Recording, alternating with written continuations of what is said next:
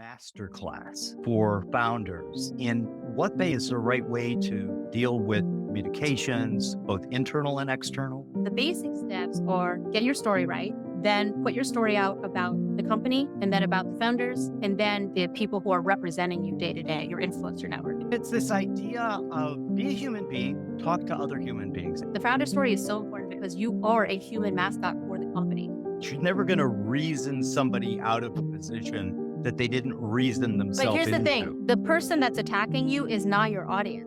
If you're for everybody, you're for nobody. Your first product before your actual product is the story about your product. Strategy is pretty easy. Execution is a really hard thing. You have to find product market fit for that before people will be receptive to your actual product. The best meme in the world is a meme that the author of that meme loses control of. It's your personal reputation. It's your ability to ever start another company. It's your ability to hire. You cannot outsource this because it's going to come back to you. If you can't communicate with other people, it doesn't matter how smart you are. Put your story in the template of the eternal story that has worked for all of the history of mankind. Tell it through yourself, your executives and your team, and your influencers, and then tie it to something that people already care about. And it's that simple. Don't let things happen to you. Go and happen to things.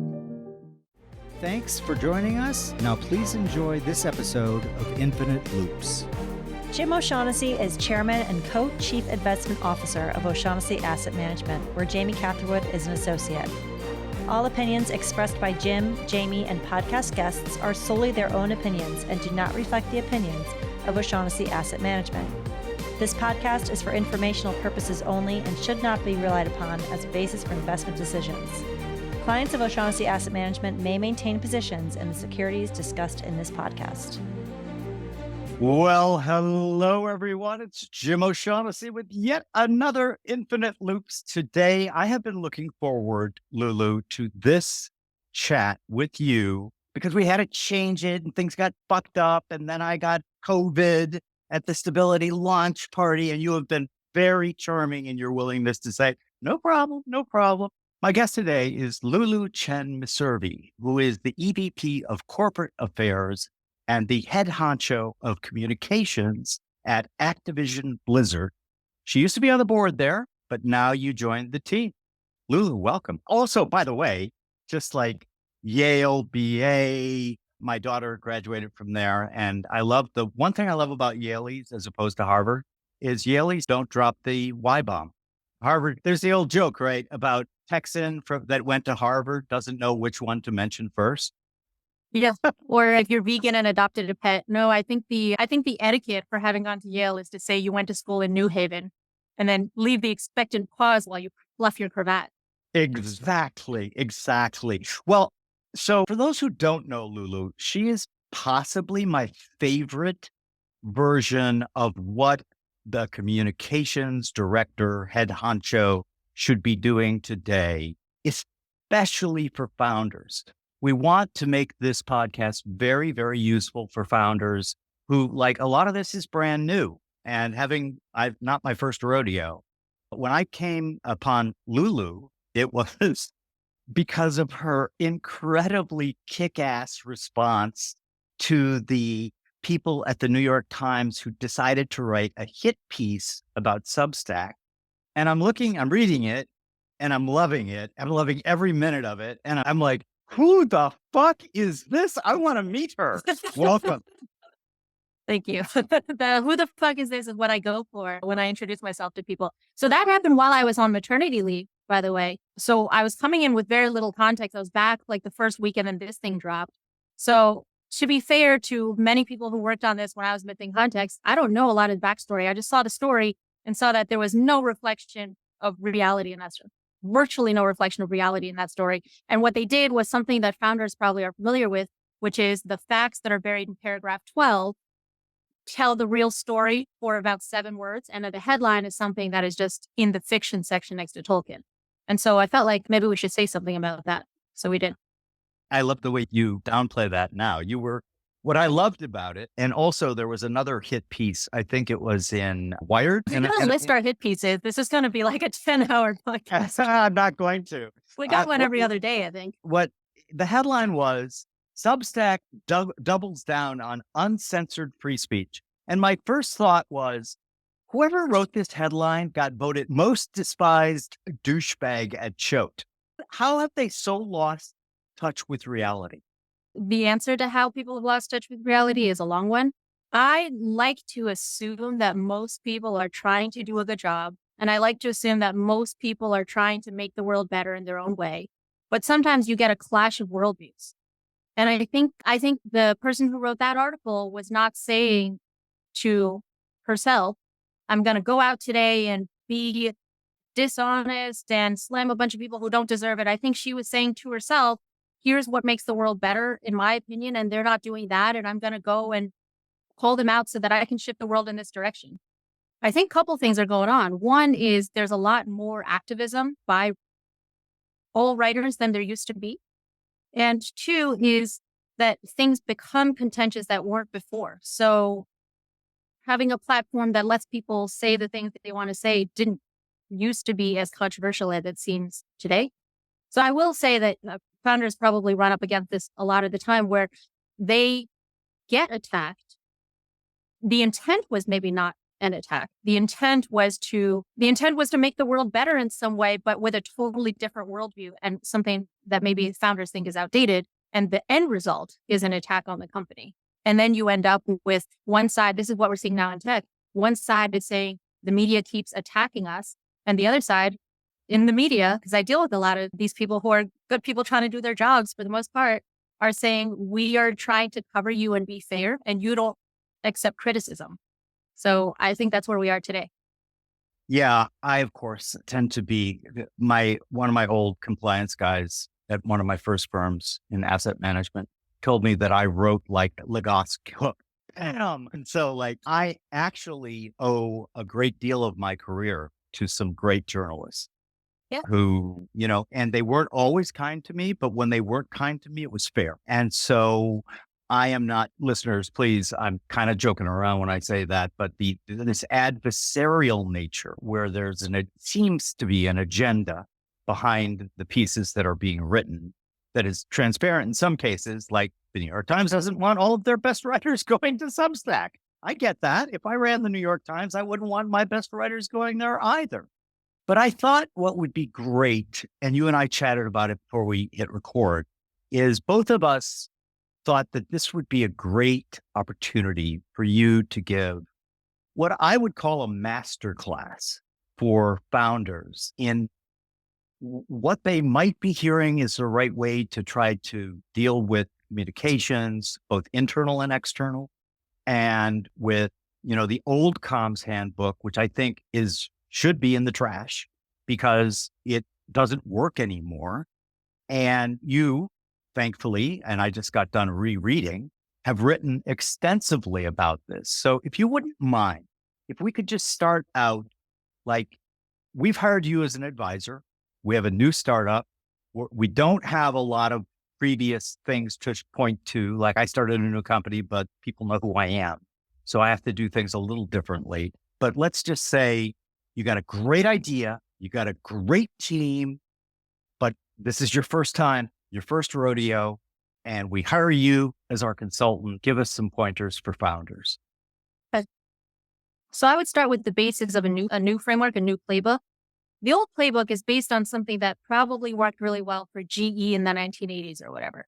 It's based on having really good, cozy relationships with institutional gatekeepers, where the gatekeepers of information are friends with you, you're in their good graces. Another thing it's based on is spending a shit ton of money. Just spread money around. And then another thing that it's based on is sheer volume. And then another thing it's based on is not being in the crosshairs of someone really powerful.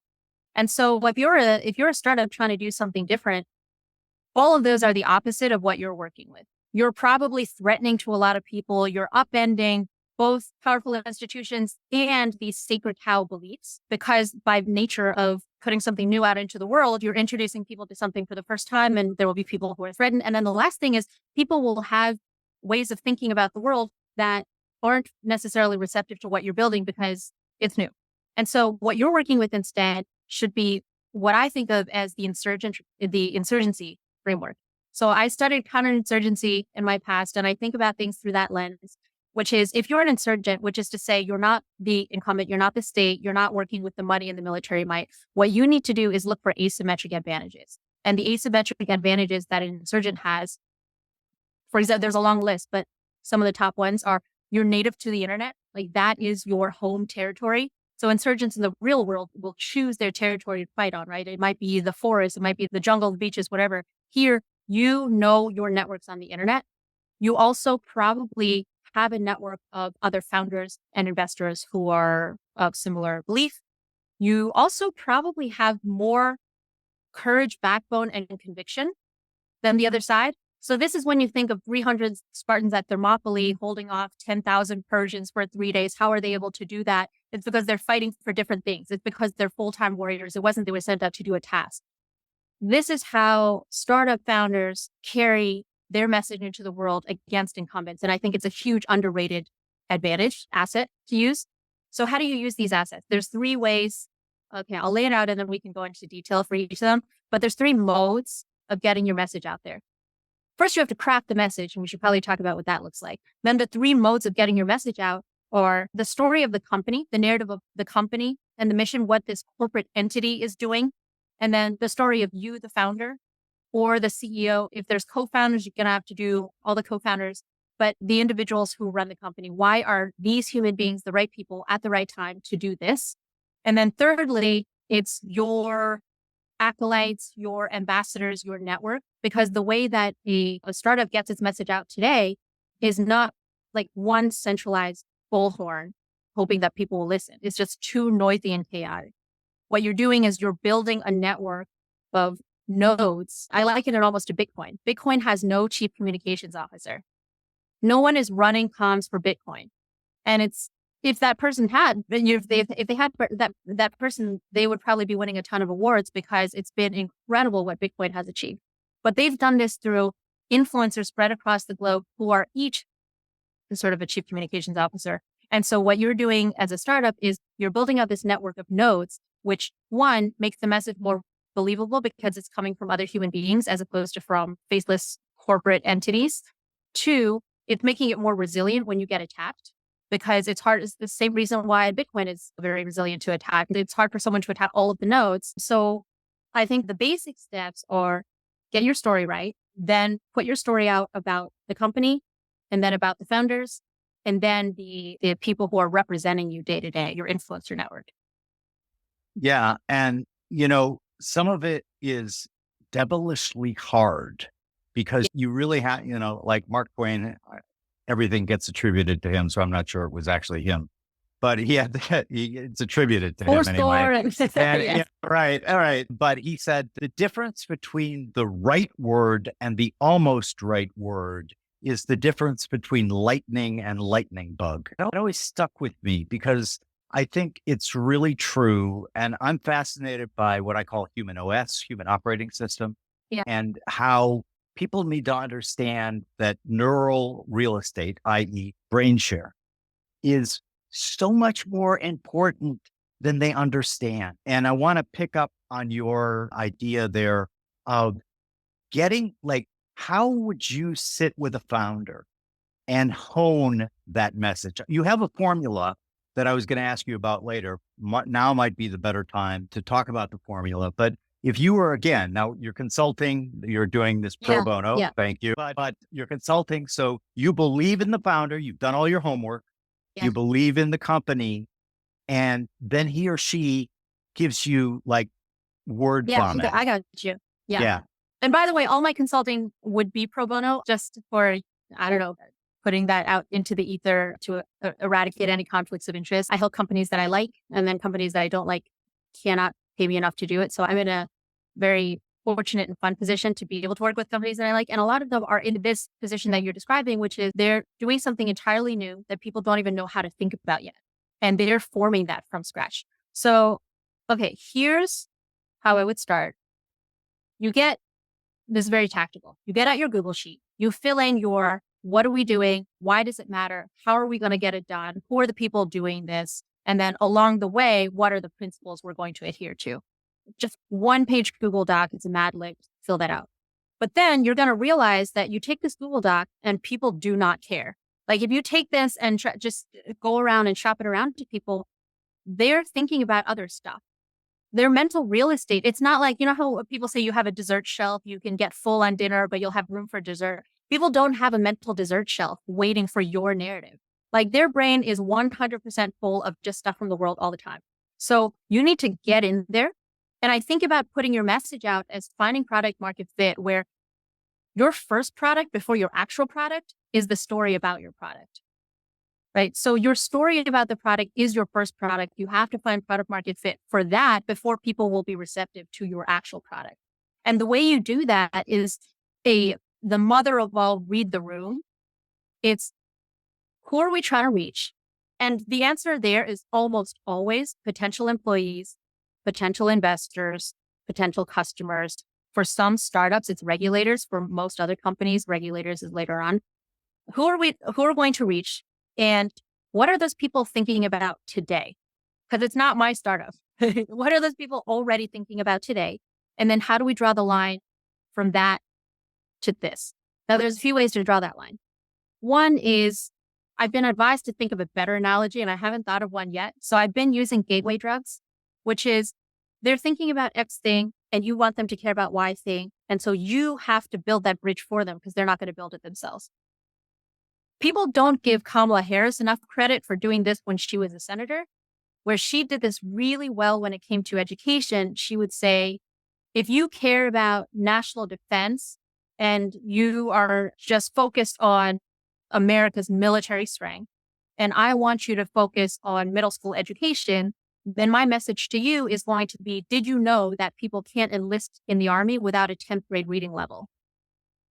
Okay, so that's building the bridge for them. And so you as a startup have to figure out the thing they care about, where you are, and then what that bridge is. And then that bridge is your message. Your message is not, hey, here's me, someone you don't care about, who may or may not make money from this thing that you don't give a shit about and doesn't affect your life. It's the bridge. That's the message that you go out with. And then secondly, so I do have a dog. My parents have a dog and I help take care of them. I was going to say I don't have a dog, but I don't typically give him medicine. People who give their dogs medicine will say, if you want to give a pill to a dog, the dog's not going to want to take the pill, whether the pill is good for him or not. You need to put the pill inside a piece of cheese or something. Don't go around handing out pills to people, whether it's good for them or not. People don't want to eat pills. Put the pill in some cheese. And so the cheese is the thing that they're interested in. They find entertaining. It's a current meme. It's a person they're fascinated by. And then the pill is whatever your corporate messaging is about your values that they don't care about day to day, but you're going to slip in there and then it's going to be infused into their mind along with something that actually brings them value or entertainment or joy. And so that's the high level principle of how I would go about crafting the story with the basic facts and then shaping it and filing it into a form factor that people are actually going to be attracted by. Yeah. What do you think about like the classic elevator pitches and things like that? Get pitched a lot, and like some of them, and I won't mention firms or people, but like some of them just sound so rehearsed to me. Yeah. And is there a way to break that up? I have my own way of doing that, but I want to hear what you would think would be a good way to break that up and make it seem more spontaneous and real. Yeah. Your elevator pitch needs two things, actually three things. Okay. Your elevator pitch needs three things. One is it can't be tightly scripted where you're trying to remember it word for word. It has to be concepts. And so I actually try not to even write it down unless it's for a purpose of just like iterating on drafts. I try not to have a written version of this. I try to have it come out in conversation. So if I'm coaching you and you're a founder, we would do this verbally where you just say it 40 times and each time is different. But at the end, you sort of had a weighted average of the ones that felt good. And that's the ones you're going to say. And here's the thing to remember. It is better to mess up a word and say the wrong word than it is to come across as an automaton. It is better to not have the exact right words than it is to sound mechanical. Because if you mess up a word, your message might be 80% received instead of 100% received. If you mess up sounding like a human being, it'll be 0% received because the words aren't what matters. You're the thing that matters. The medium is the message and the person delivering it and the delivery That's the message. And so do not sacrifice sounding human for the sake of getting the words right, ever. And that goes to TV interviews, podcast interviews. That's the first principle.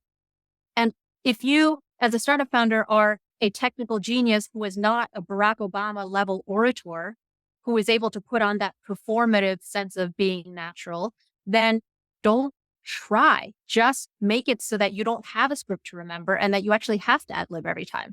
So something that I noticed with Michelle Obama was a couple years into the White House, she started introducing this kind of speech pattern when she was talking. And I noticed that too. Yes. Even though there's a teleprompter and we know it's scripted word for word, it's a thing that makes it sound like she's coming up with it on the spot because that's how people believe it more. So that's the first principle. Second principle is your elevator pitch and your whole narrative should center around benefits to human beings. Crypto should be careful about this. AI should be very careful about this. Do not come across as a technology fetishist. It is not about how cool it is that this thing is built on the blockchain. It is about, did it make the end user's life easier? Was it faster than before? And AI needs to do that now because the applications on AI are really being built. Like we're in the AI sort of application renaissance beginning now. It's so important. Do not make it about technology fetishism. Make it about the benefits to human beings, because otherwise it turns into tech bros are just playing around with the zeros and the ones, and it's really fun for them and they're making money, but what is it doing for the rest of us? And when there's a void, there's a vacuum around what's it doing for the rest of us. You never get people to err on the side of the positive. It'll always be filled with fun. It'll never get filled with optimism. Like that's just the default. And then the third principle is whenever possible, do the gateway drug, dog, pill, and the cheese thing where you link it to current events. You give people an example of why this thing is relevant because you're not building something in a vacuum. You're building something against the backdrop of where we are at this moment in history. And you have to paint that picture for people because you can't expect them to do that work for you. Well, I love you. And if I could hire you away, I would hire you away. And we can talk about that later. I mean, you just outlined the way that I like do everything. I never am scripted. If I very unscripted. I appreciate even if I try to script myself, I fuck it up. I just hate scripts so badly that even if I wrote the script, I screwed up.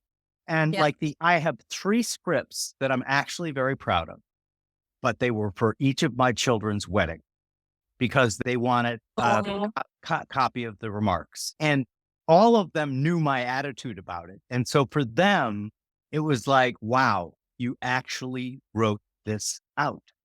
Yeah, so special. But you're right. Day to day, I think many people should do what you're doing, which is just not have a script. And I came to, I don't do podcasts and interviews very often. I'm more often the person behind the person. So as I was thinking about today, like, well, I want to give Jim a good podcast. I don't want to look dumb. What do I want to say? And I knew coming into this, I want to talk about going direct. I want to talk about insurgency cons. And I had no script. When you're asking me about these things, I was like, well, there's maybe 2 points, 3 points. I'm kind of making it up on the spot. And it's better for me to hang up with you afterwards and feel like, oh, I should have said that other thing. Why didn't I feel so stupid? And then I'll email you and be like, hey, can you make me sound smarter? But that's better than me coming off here as if I'm reading from a script. Totally agree. And I also agree profoundly on the weave what's going on that day. So I used to be the primary portfolio salesperson for the company I'm leaving, O'Shaughnessy Asset Management. And I literally have given thousands of speeches to, groups of 20 to groups of nearly 20,000. And one of the things that I rebel at, and this is a problem of mine, and I realize that, but I hate saying the same over and over and over again. So one of the things that I figured out was, well, I don't have to. So what I would do is I would read the local newspaper wherever I happen to be. We have a big business in Canada, so I know a lot about Canadian news. The point is you can literally watch the faces in the audience change when you bring up something that is obviously near and dear to their heart. I'm not a big sports guy, but boy, sports works really well in certain audiences. But you've got, and you used the term earlier, read the room. And I like that is, I work with a lot of younger people, also pro bono. And, Yeah. one of the things that's hard to teach is how to read a room. Yeah. Do you have some tricks for founders on how to better read a room? Yeah. To make it more tactical, I'll talk about a literal room. When you're going in to pitch or when you're going in to give a presentation or you're talking at a conference or something, talk to a bunch of people before, like get there early and talk to a bunch of people before. And you can ask them what's on their mind. You can tell them I'm about to give this talk. They'll probably say, oh, cool. Can you talk about this subject?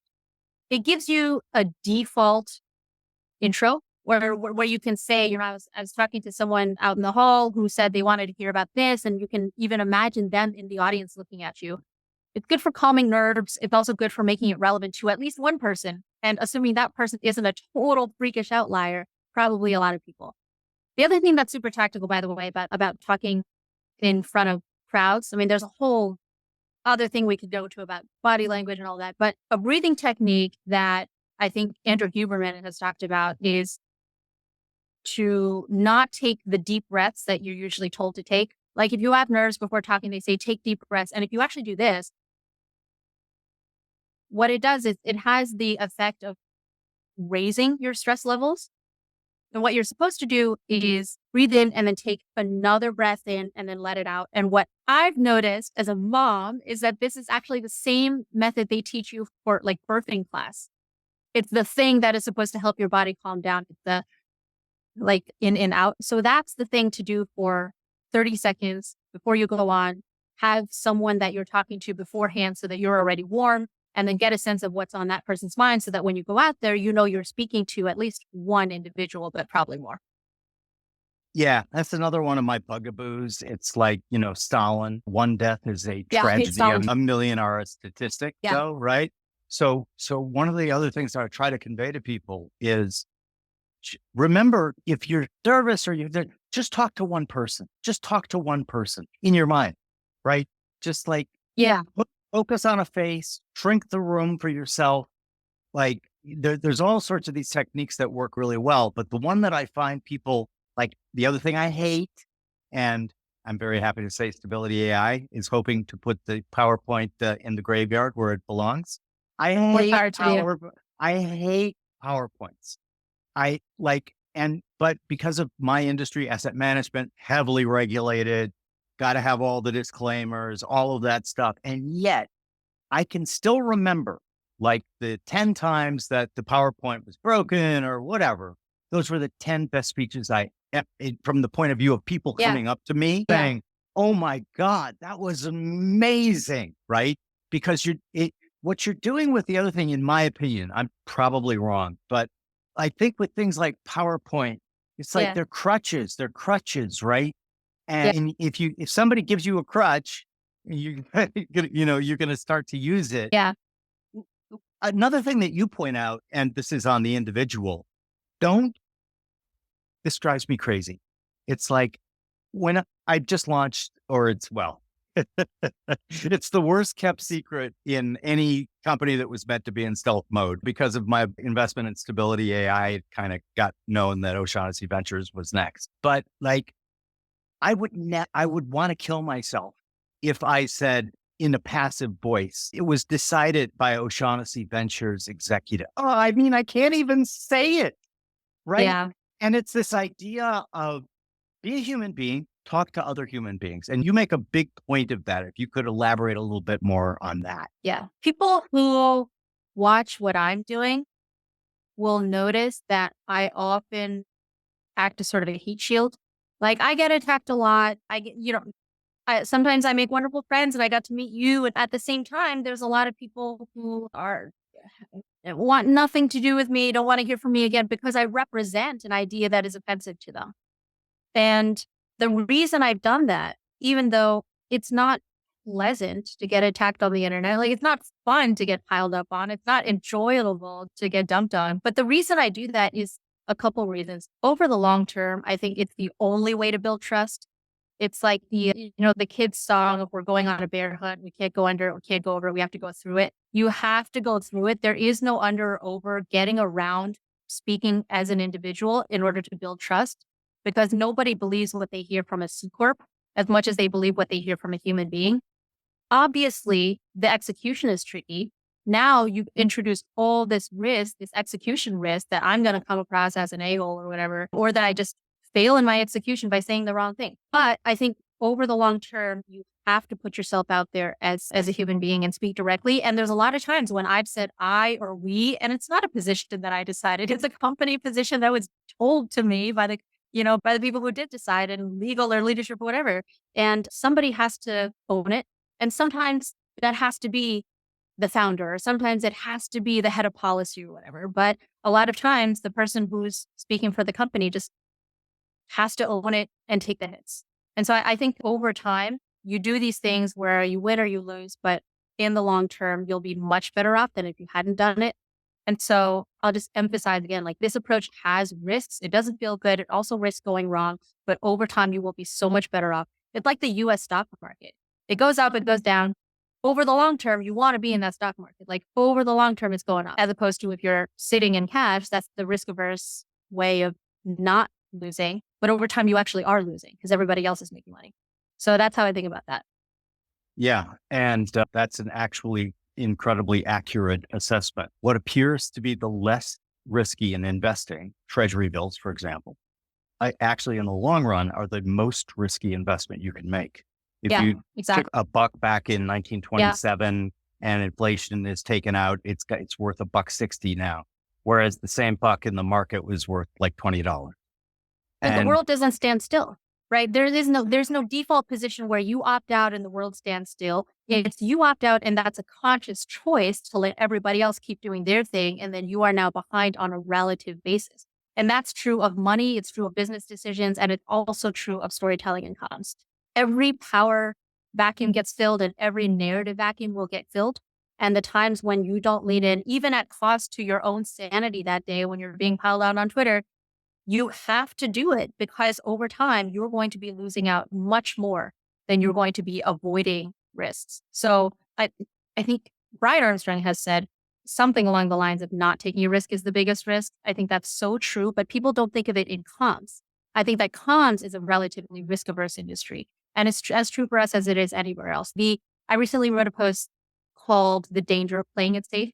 And it truly is, it's the biggest risk you could take is trying to play it safe because you're actually screwing yourself and you're doing it in slow motion so that you don't even realize. It's much more insidious than just making a mistake once and it's acute and you see it. Yeah. And I'm glad we're here because that's where I wanted to go next. Strategy is pretty easy. Execution is a really hard thing. Yeah. And so I mentioned it earlier, but I'm going to read it over because I want to stick with, I want this to be a great hour and a half for founders to listen to so that they can go, oh, I was doing that all wrong. And so the formula that as you outline it is, you're going to have a plan, right? Plan X. You want to instill a belief A in audience B to make them want to take some action or help you achieve your business objective. But I like the formula, by the way, but then you go down and you break it down, which I'm going to ask you to do. I'm just going to start the first one. Like, you got to be ruthlessly honest with yourself.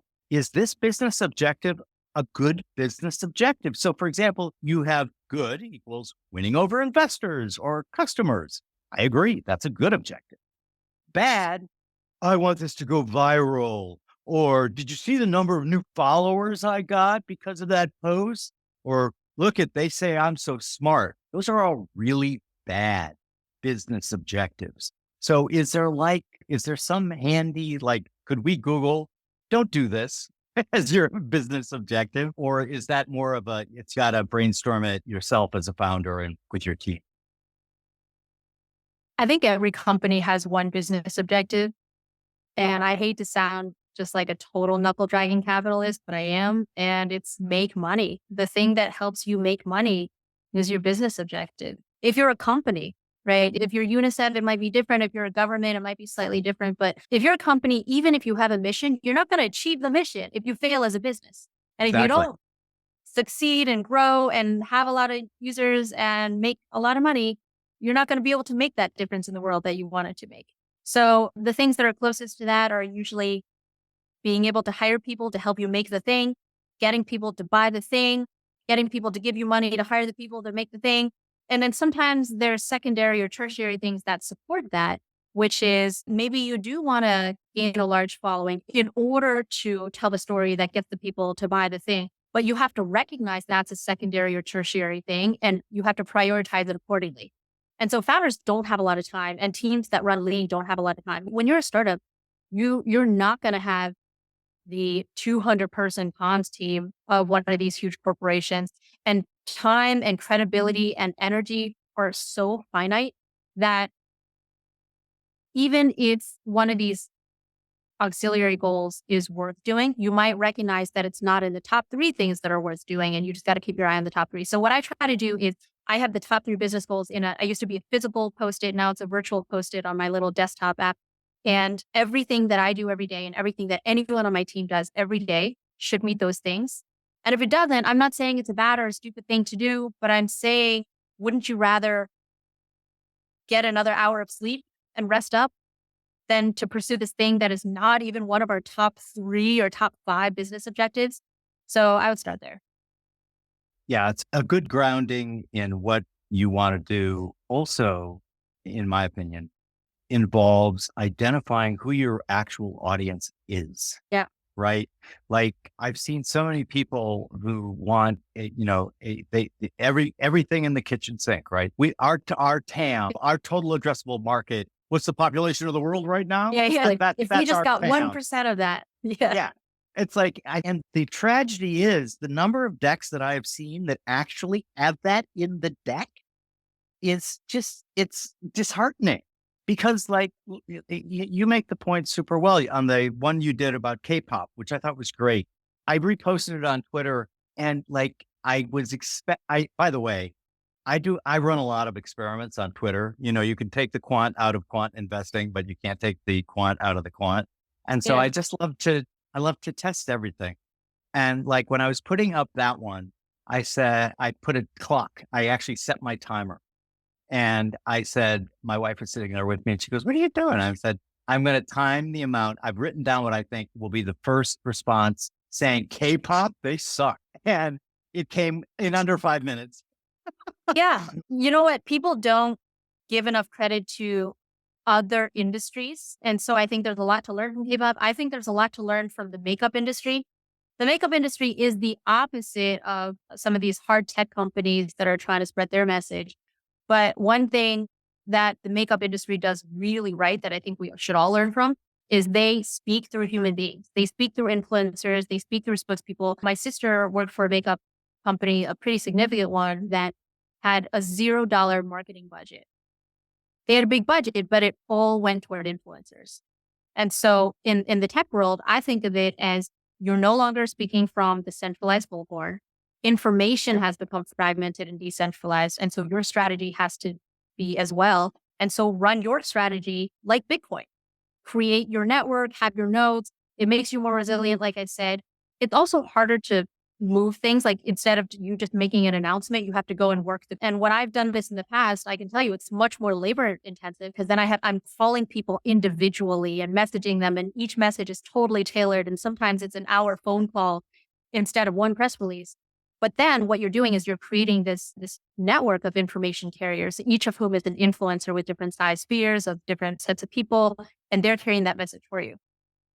Yeah, we are investors in Hue, the chocolate makers, Jason Karp. And I was going somewhere with Jason and we were talking about the success of the chocolate bar. And he was like, the craziest thing about that. And I went, "What?" And he goes, $0 spent on marketing.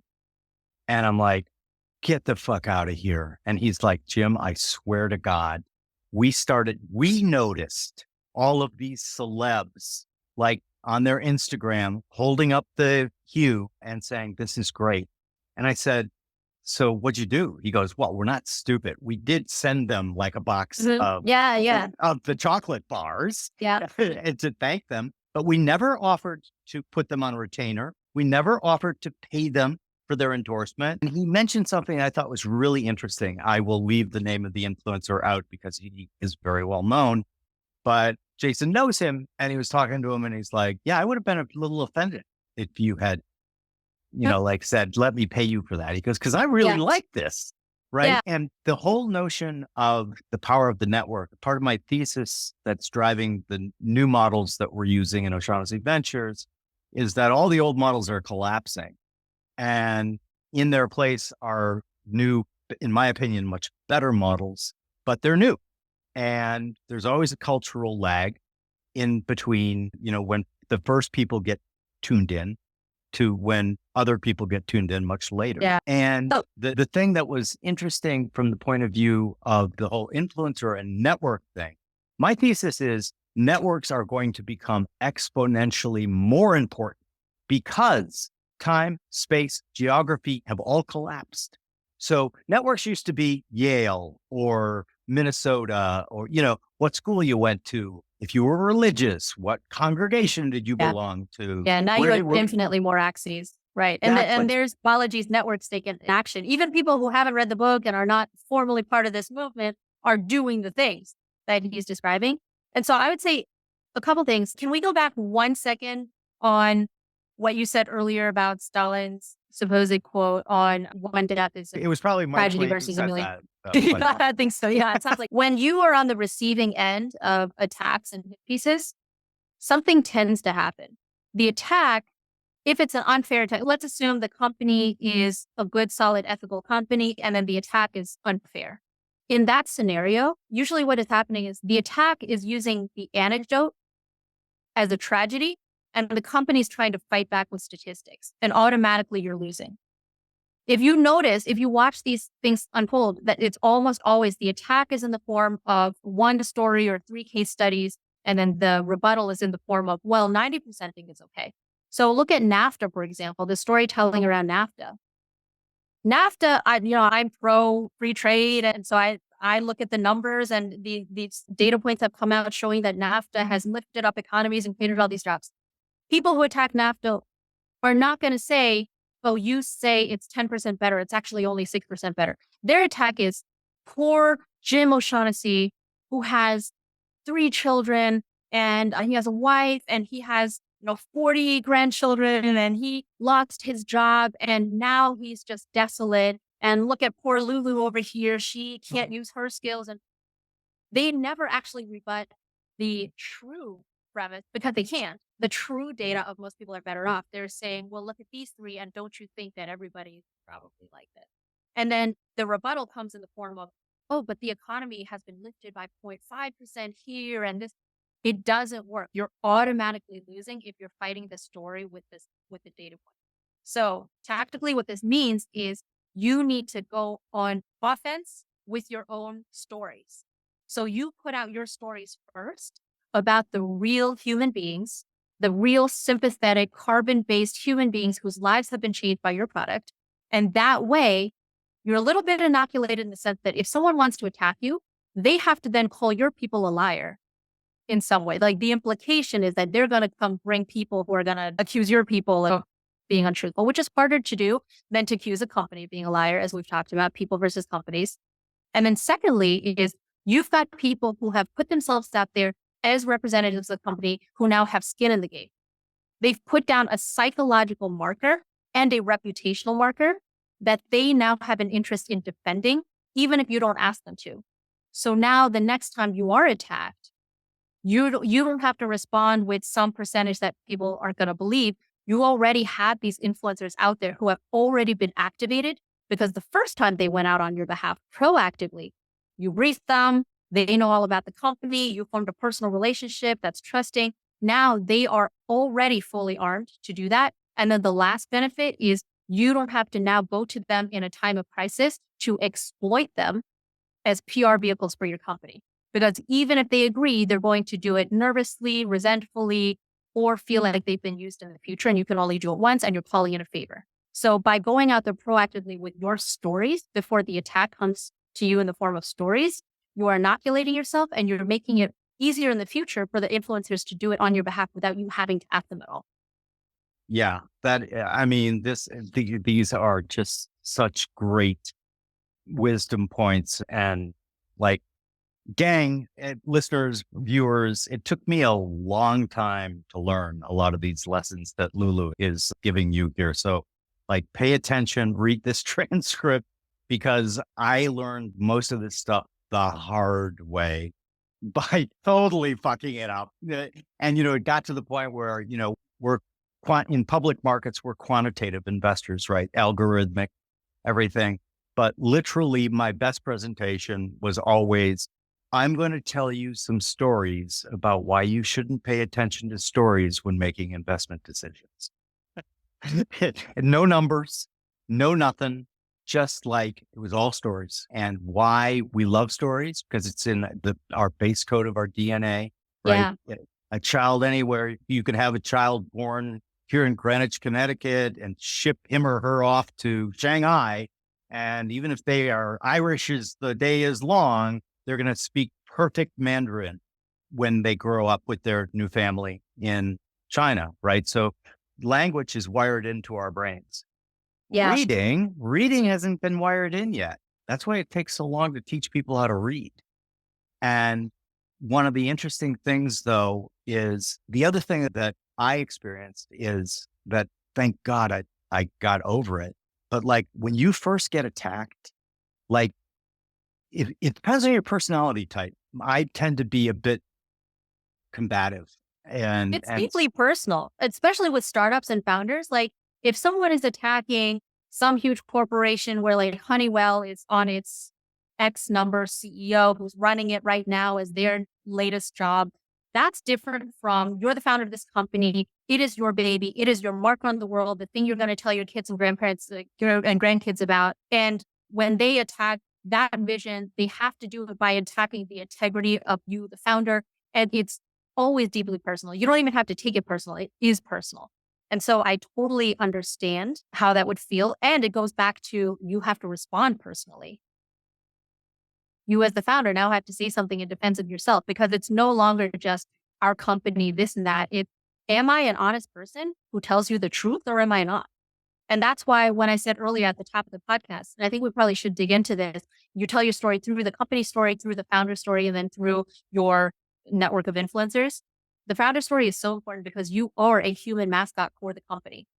You're usually doing something. So if you look at Stability AI or any of these really emerging tech companies, most people are not technologically sophisticated enough to trust but verify when it comes to the technology.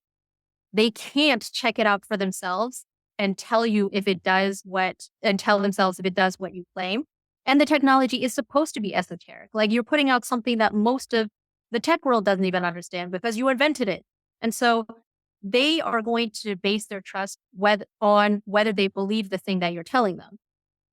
And so there's no path to getting them to trust the company and the product and to trust their personal information or to let it into their home without them trusting the human being that is telling them that it's okay. And that's why these attacks are so important. It's not just an attack on the company. It's an attack on you, the individual, as a human being, on whether you're truthful and ethical, and also influences your ability to ever start another company. So Totally. I would not knock you or anyone for taking it very personally. Yeah.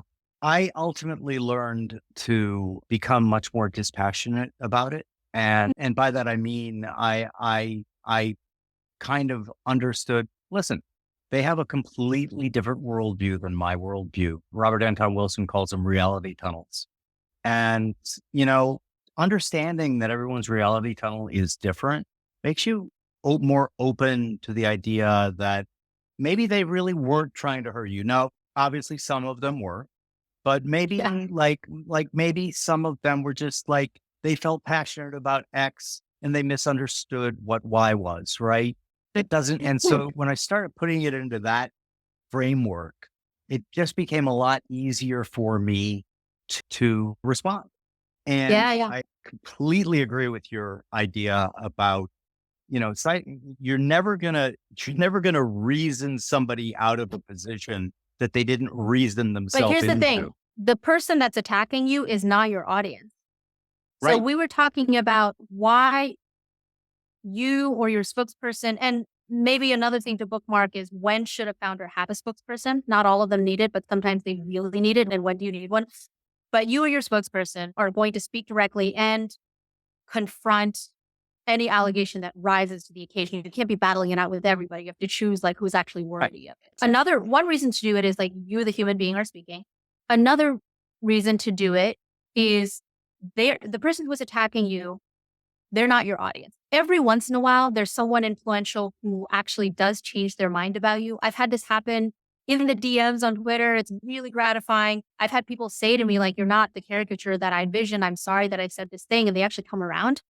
That's not typical. Normally, your audience is the quiet, moderates who are open-minded, who are looking on. And what you want them to see is the opponent being unfair, mean, cruel, petty, hysterical, and you being reasonable, calm, kind when you can.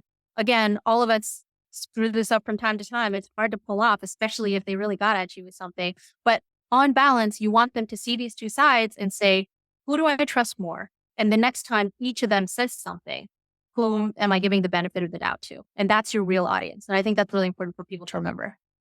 I completely agree with you. And, that's been my strategy for a really long period of time, is that for the most part, when people say either inaccurate or hateful things, I simply don't respond. And what I find is if it's real, it won't be just a single person, right, saying that. If it's real, a lot of people are going to start saying it, and then you absolutely have to address it. But the way you address it, as you just pointed out, is calmly, open-mindedly. You mentioned Stability AI, and like I'm the chairman of Stability AI. And one of the things that I have found working really well is you're absolutely right about people not understanding the tech part of it. So what I've been doing is showing and not telling. And so like, I understand, this seems a little weird, but hey, check this out. And, we'll show them a tablet that has 3D without glasses. Mind blowing, by the way. And then I've collected art since I was, for 30 years. And my wife and I have a belief in trying to buy as much as we can from living artists, because it's really cool to be able to affect somebody's life. And so I have a lot of artist friends. And when I got involved in Stability, a lot of them, I got calls and they're like, Jim, are you turning on us? And that was just coming from a place of they knew nothing. They just knew nothing about it. And so what I would do is, depending on what their art happened to be, I would kind of walk them through, well, hey, why don't we check this thing out and tell me what you think? And like a lot of, say, generative art, when a artist puts their own work in and then the AI does its own version, right? What's really happening is a conversation with yourself. Yeah, the AI is very complicated and everything else.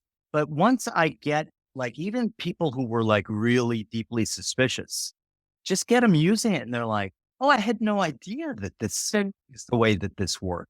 I find that like the worst thing you can do from my perspective is to say, oh, you're such an idiot, or you don't get it, or the world's going to pass you by.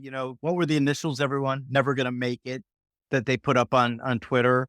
Like, no, but that fits me, right? I much prefer to root for things as opposed to against them. And yet I find that's like your normal human too. So there's a couple ways to overcome resistance to the unknown. Sometimes it's resistance because they believe some belief that you think is outdated and you're challenging that belief. Like they believe in public education and you think that private education is the way to go and you're advancing a new model of schooling or whatever. Then there actually is a challenge and you're going to engage with them in this contest for hearts and minds. But a lot of times it's because it's simply unfamiliar and they're trying to, we think through analogies based on what we do know and understand. And they're using the wrong analogy. They're comparing, when they think of nuclear, they're thinking Chernobyl instead of they're using the wrong analogy or the wrong mental shortcut that leads them to a place that is intimidating or scary. So here's where I use a lot of analogies to early Christianity and to missionaries, because this is a craft honed over thousands and thousands of years that has been wildly successful worldwide, using influencers, circumventing and bypassing established powerful institutions that wanted to crush them. on a scale that none of us has ever been seen elsewhere. So one of the things that the early missionaries did when they wanted to bring Christianity to China is the Portuguese missionaries in the 1400s came and started trying to proselytize, and it was not working because the Chinese culture did not have means of being able to integrate that into things they already understood. So these, the most successful early missionaries had to live there for years and decades and learn fluent Mandarin and then create a new vocabulary where the words represented the analogies. Like the analogies were baked into the words. For example, heaven became sky kingdom and God became the one who is above the earth. And these words were actually created by the missionaries so that they could go proselytize through the words. But they had to go through that before being able to spread the message. And I think that's the same for emerging tech companies where, remember there was that meme of this is the Uber for X? That's exactly what I'm talking about is, do you want to be represented as this is the Uber for X? And if not, give people something better because they're not going to be able to understand you in a vacuum. And especially if you're in a really new space of emerging technology that people don't even know how the tech itself works, you have to find something that they do understand. It all goes back to gateways again. Find something that they do understand and with which they have positive associations. And you tie yourself to that thing before someone else ties you to some other thing. I mean, we are so simpatico because Is it okay if I'm eating Halloween candy? I just realized I'm like chewing away and we're actually recording a video. Is that all right? listen, Just sitting here and this is a anything goes podcast, Lulu. You okay. can say, Sorry. fuck, you can say shit, you can Okay. eat Halloween candy. This Thank is you. like anything goes. Anything I goes. saw myself on the screen. I was like, oh God. Well, all right. Thank you. It's just sitting here in front of me. I don't have any around, or I would join you. The idea that I love your idea about religions because you're right. I'm not a religious person. Let's get that out of the way. But oh man, do they offer just this deep vein of if you want to convince or convert somebody, but you've got the playbooks right there. Like Saul, who became Paul, right? Literally the world's first beamer. Because what he did was he came up with, I can't remember the number, like 130 precepts, right? That were like one-liners, right? So they were memes that people identified with. And the thing that was really cool about Paul's message was he was the first when he was out talking to say, you know what? The gods of your village where you were born, they don't matter. They won't care because there's actually a big God who those other gods like roll up to. And so he was the first to basically say, doesn't matter where you were born, doesn't matter what religion you are now, doesn't matter who your family is, doesn't matter what color or sex you are, Christianity is for everybody, right? And so what happened was like memes in the Dawkins sense of memes, right? The ideas that go viral, like that's what happened. He was literally the first example of a guy who created this network that just went exponential. And the message, like a really good meme, the best meme in the world is a meme that the author of that meme loses control of. And why is that true?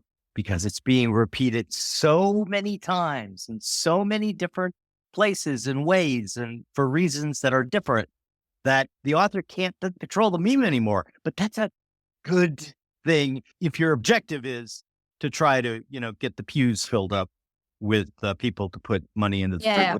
I would say that there's a lesson to take from, there's the story and building the story, then there's getting the story out. So I think in terms of getting the story out, Christianity has that down to a science. Actually, other religions have done this as well, but there's also, how do you actually shape the story? And there, I think there's a lesson to take and a lesson not to take. The lesson to take is the story at the center of Christianity, the story in the Bible, is the archetypal template for a story that resonates with human beings. It is like the platonic ideal of a story where there's an enemy, there's a challenge, there's a fall, there's redemption, there's the bright future that lays ahead. It's got those elements. And if you look at all the successful religions, they all have a similar template. If you look at Narnia, if you look at Lord of the Rings, if you look at all of the big blockbuster movies, they follow that same thing because those are the elements of the story that resonates with us. And so when a startup is putting together their story in that narrative that we talked about up front, which is the what are we doing? Why are we doing it? How are we going to get it done? Who are the people? You want to be weaving in what is the thing that you're offering? Where did we go wrong as a society and the thing that we're missing? How are you going to fill that gap? What is the bright future ahead? Who is the opponent here that you're up against? What is the thing that you're disrupting? When you fill in that template, you have now created the ideal form of a story that is going to emotionally resonate with people. So that's one thing to do to emulate when it comes to religions. The thing not to emulate is you, unlike Christianity and other religions, you are not for everyone. You are for the people that you're for. And maybe if you're for a specific demographic or you're for people who believe this thing, or maybe people in Ohio matter to you much more than people who live in Florida, but people who live in Sweden matter even more. When you know who those people are, then you can prioritize getting to them. And I think one of the great original sins of comms is trying to be everything to everyone and trying to measure impressions on a quantitative level. And instead, what you want to do is get to the 50 people that matter. I mean, 50 discrete human beings where you actually know who they are. You pull out your Google Sheets, you put their names, you put where they reside physically, and then you put where they reside intellectually, which is what are the podcasts, newsletters, who are the people they follow, what are the events they go to. And then you go through the 50. You either go to the cities and you meet them, like, oh, half of them are in Virginia. I'm going to go to Virginia. Or 3/4 of them listen to this podcast or that radio show, and I'm going to show up there. That's your roadmap as opposed to trying to spread yourself too thin right away. And you also have to know when there are people who will never like you no matter what. And you can't spend energy there. You have to go for the swing voter because that's where your marginal gains are going to come from. Totally agree. I call those people psychic vampires. And and maybe that's mean of me, and maybe it's, I'm not being open enough to their message, but I've just seen the type of behavior. I've seen you get a saturated intuition when you see the same patterns over and over again. And then you realize, I love your message. You're not for everybody. Nobody's for everybody. If you're for everybody, you're for nobody, in my opinion. Right. And what you're talking about earlier, of course, is Campbell's hero's journey. Right.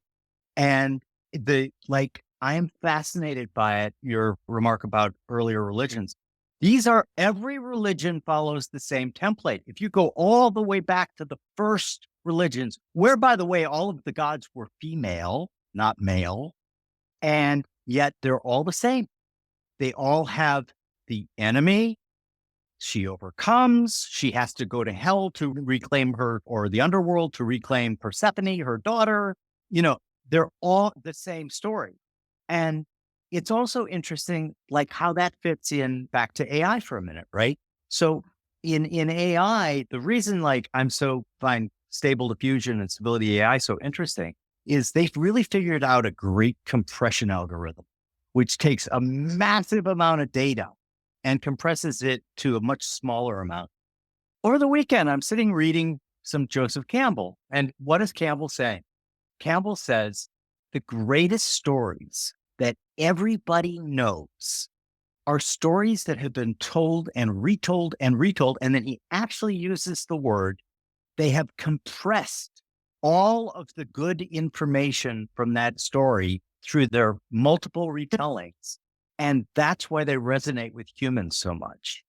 And so, and they use emotional shortcuts too. So the saying that every person has a God-shaped hole in their heart, I think there's a lot of, it's a poignant idea. There's a lot of ways to read it. I think one of the ways to read it that relates to what we're talking about here is every person has a hole in their heart that is the shape of that story.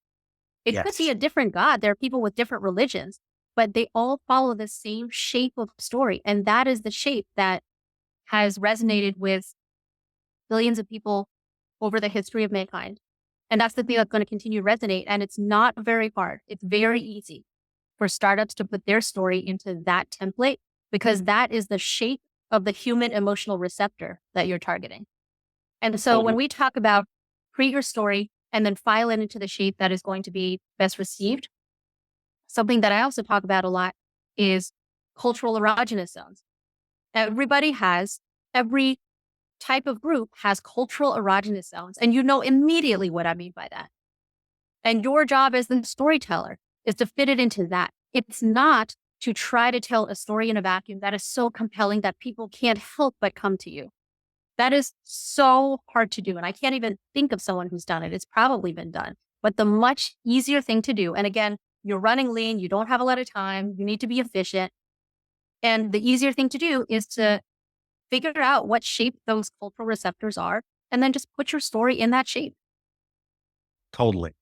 And, it's this, if the more you read, the more you experience, the more you confront these things, the more those things start coming like second nature to you. But they're not a natural way for many people to think or act or do whatever. I want to get to another one of my little bugaboos, because I know it's one of yours too. And how do we cure people from jargon and corporate speak and passive voices?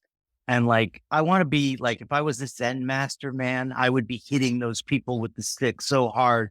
Is there a way that you've effectively been able to do that with your colleagues? I've become radicalized on this issue. I feel like people who are irredeemably stuck with jargon and corporate speak almost don't deserve to be in discourse with the rest of us.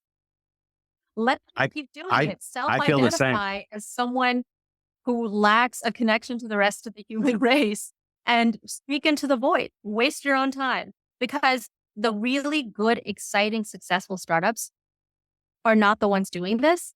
And so if the boring, stale incumbents are doing this, fine, we'll take it. Tactically, I will say, if you're stuck in this mode because of how things have been, or you've inherited some sort of messaging, or you're trying to turn a corner, whatever it is, say it in conversation to a family member. And then later on, write down the bullet points of the things that resonated the most, and then keep going with that. Say it out loud, even if you're in a room by yourself and it sounds completely stupid, but physically say it out loud so you can hear it, and you will cringe when you hear yourself saying these things. They're unspeakable. Some of these sentences of "we will disrupt the future of cloud connected solutions by offering value to," you can't say them out loud. It's actually embarrassing. So if you say it out loud, it will become very apparent to you when the language is not natural. So that would be my advice here. Also, in terms of getting a story out, we've talked a lot about speaking through people instead of speaking through sort of vague corporatisms. Do it in concentric circles outwards. You can't skip a step. So there is a quote. It's by General Bruce Clark, and I'm going to botch it, but the quote is, "Whenever something is going wrong in my command, I trace it in concentric circles going back to my own desk."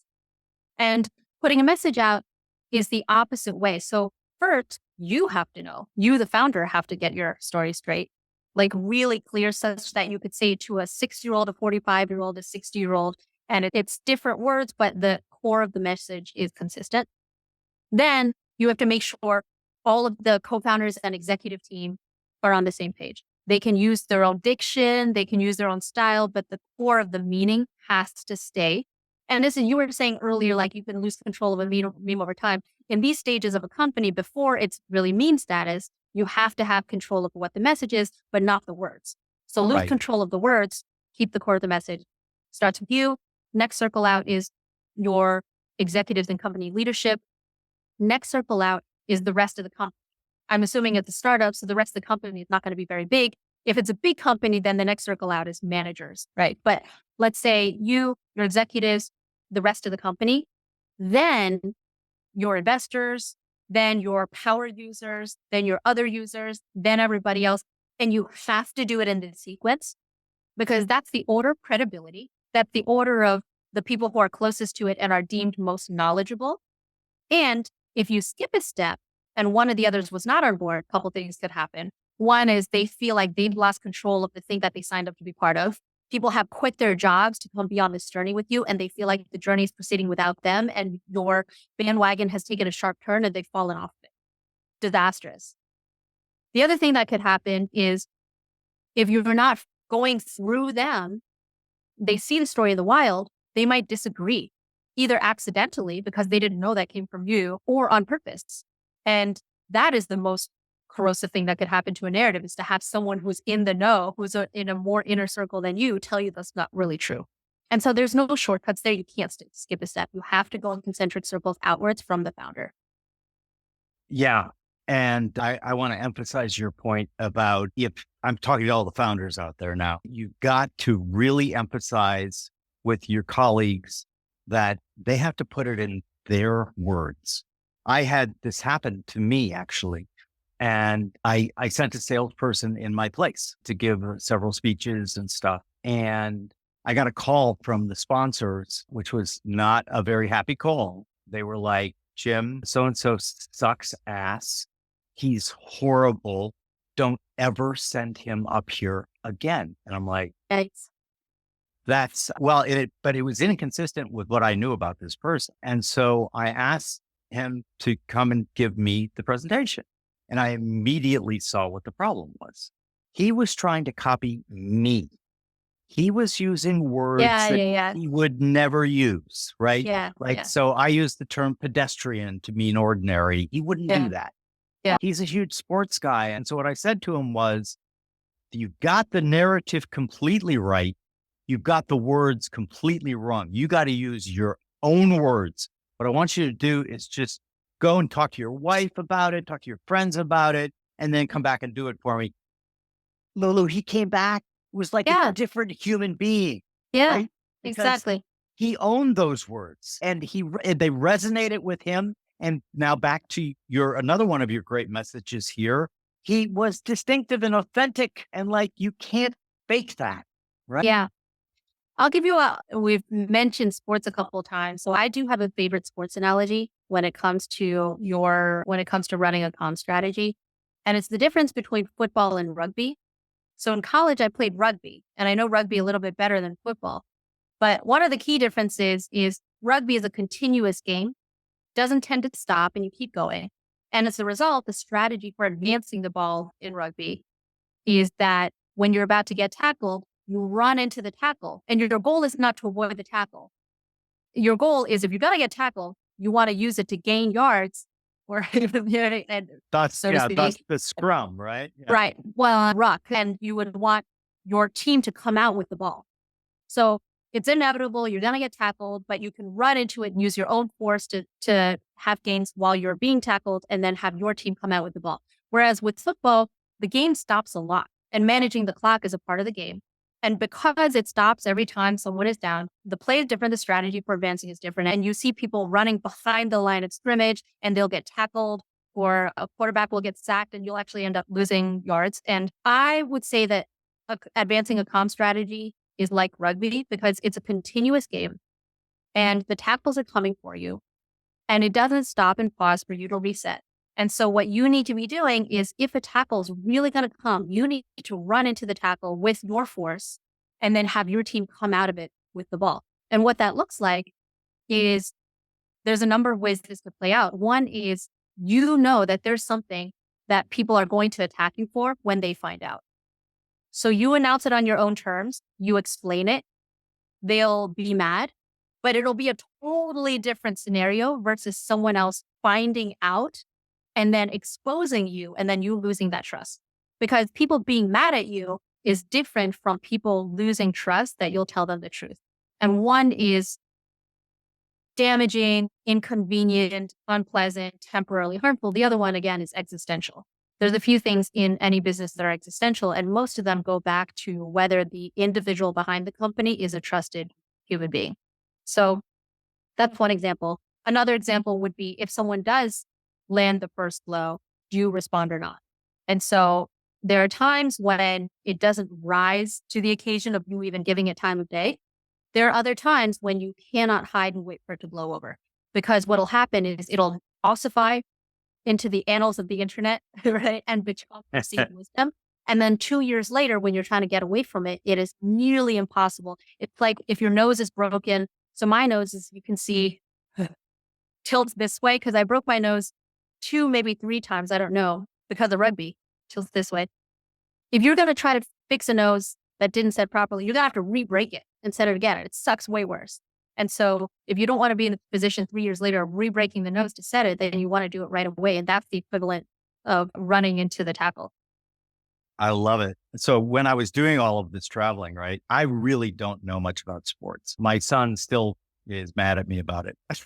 Anyway, because he's a big sports fan. So when I was the principal portfolio manager selling our portfolios, I traveled a ton, right? And everything was always the same. Get into the car, and the first thing the guy asks you about is, what do you think about billion local sports team, right? And so I literally used my lack of knowledge to have my own little pitter patter.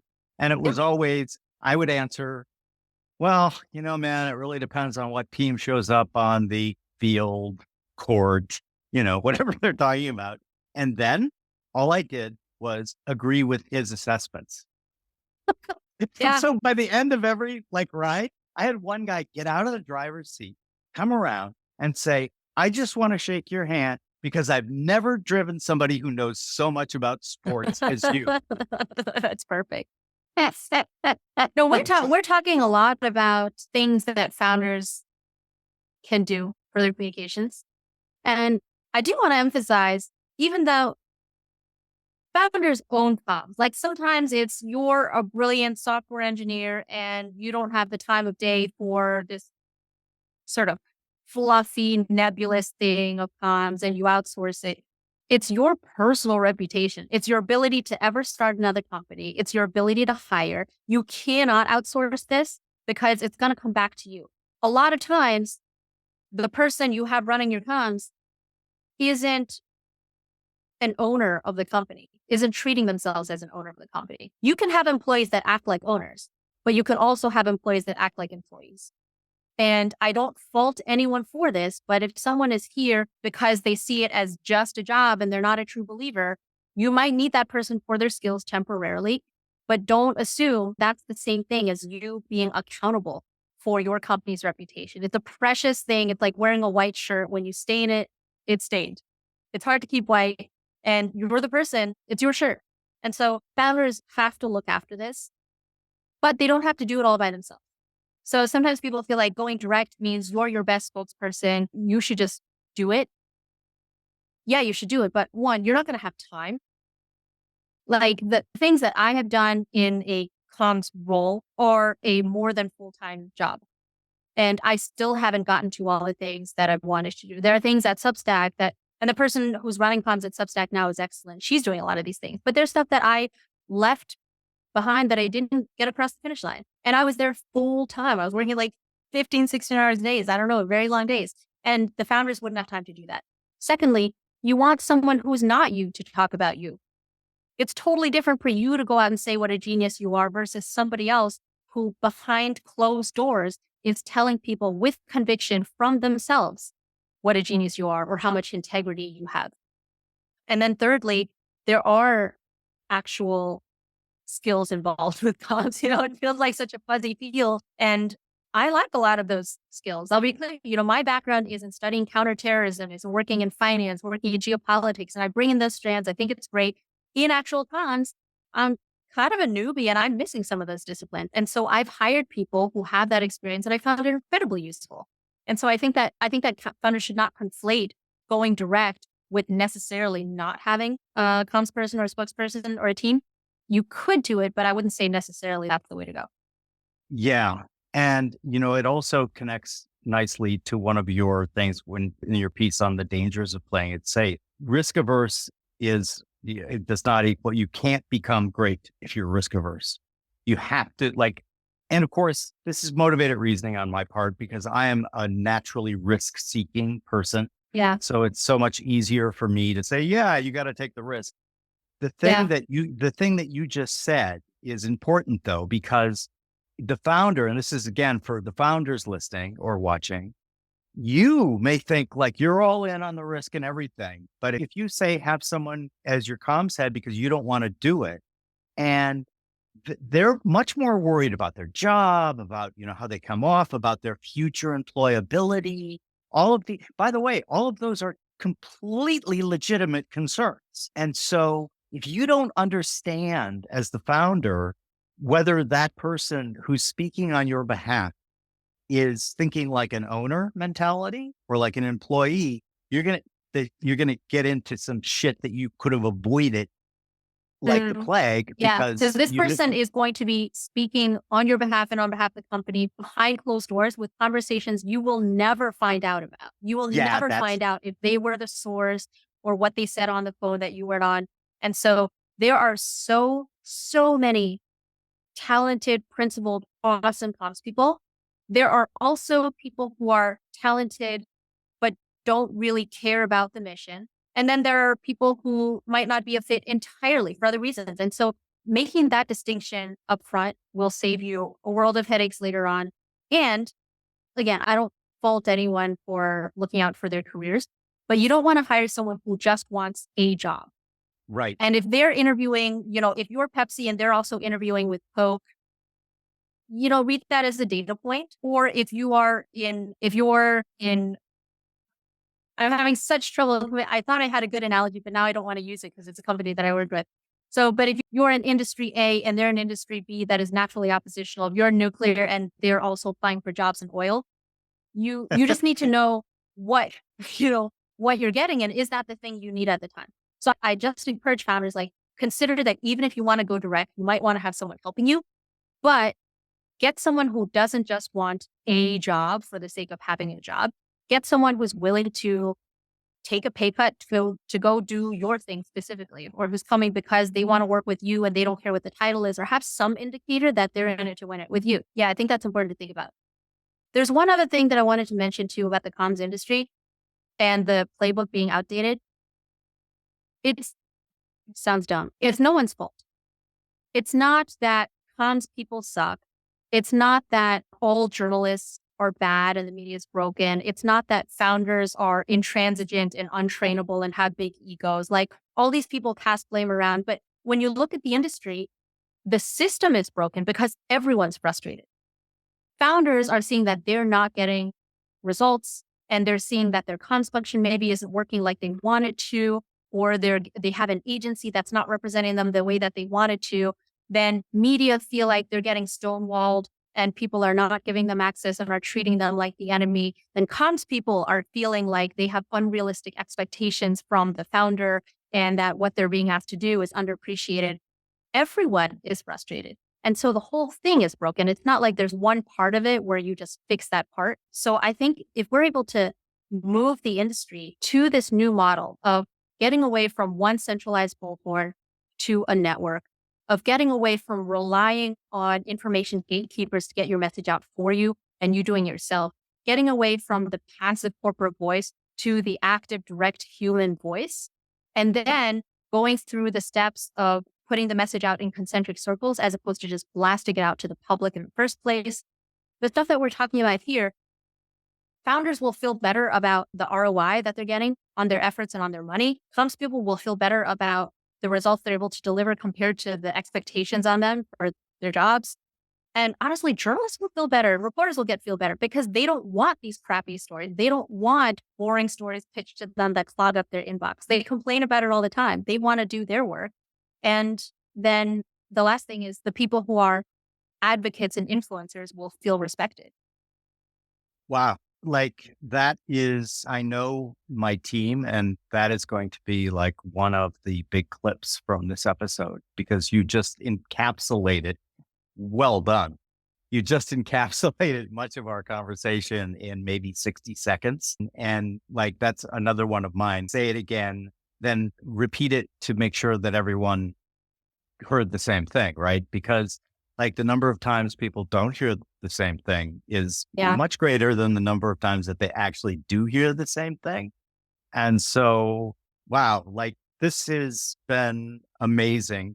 You outperformed, you outkicked your distance or whatever the sports term is.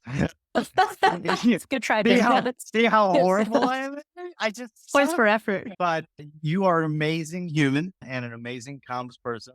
When I first came into contact with you through your piece with the New York Times, I was just literally, I read it twice. I was smiling. I was laughing.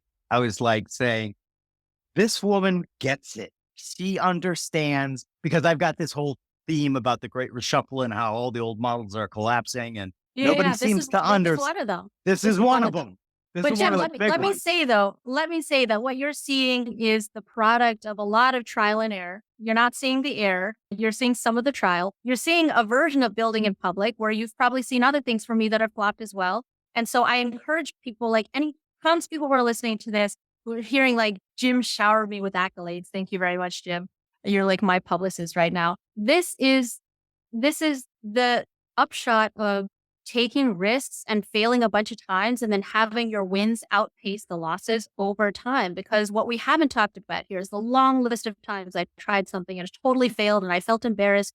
And so that's, at the end of the day, that's not the stuff that matters. It's the 1 in 10 times when it really works out is the stuff that matters. And I want to put a plug here that if you're a comms person listening to this and this is how you want to operate, join me, come work with me. Gonna be awesome. We'll do this no playbook together. It's going to be so fun. And so please hit me up if you're listening to this and you want to do this kind of work. Yeah, I love that. And I also couldn't agree more on the failure. Like I mentioned earlier, I work with a lot of younger people from various industries, right? And like, I cannot get them to understand that I've never met a very successful person. However you want to define success, by the way, it doesn't have to be money. It could be they're the best author, they're the best painter, whatever. I have never met anyone successful who did not have a bunch of failures. And because that's how you learn, right? It's the only way you can learn sometimes. Now, granted, I love Doug Adams and I think of him more as a philosopher than as a sci-fi author. Yeah. And I love his quote about that human beings who seem to be unique in our ability to learn from the errors of others seem remarkably disinclined to do so. I have a quote that I think should maybe encapsulate this conversation, and I don't know who it's by, but it's when there is no wind, row. And I think that's a good philosophy for comms, and we don't have to be stuck in that paradigm of everyone playing hungry hippos and creating noise and just desperately try to go out and get a tiny slice of someone's mind share. Shift the whole thing. Put your story in the template of the eternal story that has worked for all of the history of mankind. Tell it through yourself, your executives and your team, and your influencers, and then tie it to something that people already care about. And it's that simple. That's the recipe. Boom. I love it. All right. This is, of course, when we go off recording here, I'm going to try to convince you to come work for my new company. And you think I'm kidding. I'm not sure. I'm not sure anymore. So if you've listened to the podcast in the past, you know that I always ask everyone the same question at the end, which is, I have a magic microphone and you're an ace communicator. I'm going to hand you this magic microphone. The only thing you can do, you can't do anything to like put people in re-education camps or, get rid of them. But what you can do is you can take the magic microphone and speak 2 phrases into it. Every human being on the planet is going to wake up whenever their next morning is. And first thing they're going to do is sit up and they're going to think both of those things were their own ideas. And they're going to say, those are the best ideas I've ever had. I'm going to start doing that right now. What do you got for me? I really should check out Call of Duty Modern Warfare 2, available on Battle.net and every platform, which has grossed 800 million in sales in the first 3 days, surpassing Top Gun and Doctor Strange put together. There's really something there, and if I haven't played it yet, I really should. Secondly, Glengarry Glen Ross. Secondly, this is an almost certainly apocryphal quote from, I think it's apocryphal, attributed to Da Vinci, but Not Mark Twain. Not Mark Twain. it always could be Mark Twain. It always might be. Or But this one is or Oscar Wilde. you're right. Yeah, Yeah. like he was great. It is, don't let things happen to you. Go and happen to things. Oh, And yeah. comms people need to hear this more than most because we're usually the ones mired under 14 layers of approvals. There's 13 of them who can say no, only one who could possibly say yes. And everything that we do is through the lens of do no harm. And so comms people, don't let things happen to you, happen to things. I love that. And by the way, I think you were the first to use my little whisper to further. I love that about you. That's yet another thing. I really want Everyone you in the come world's work for going to hear me. it, right? Yeah. Oh, yeah. And I'm going to leave it in there too, because I love it. I love it. Now I'm really going to have to try to figure out how to get you over here to O'Shaughnessy Ventures. Well, listen, Lulu, this has been exactly what I hoped it would be. This has been a masterclass for the founders out there who, a lot of them don't think about these things because they're focused on, their thing, their product, their whatever. And they get obsessed by it. It's a magnificent obsession. But if you can't communicate with other people, it doesn't matter how smart you are. It just doesn't matter how bright your idea is. It doesn't matter. Right. And so comms is communication. By the way, gang, communication and your ability to communicate both in writing and in verbally and in a variety of forms is only going to get more important as we go into this new world. So the more you take this to heart, the less heartache you will go through. This has been amazing. Thank you so much.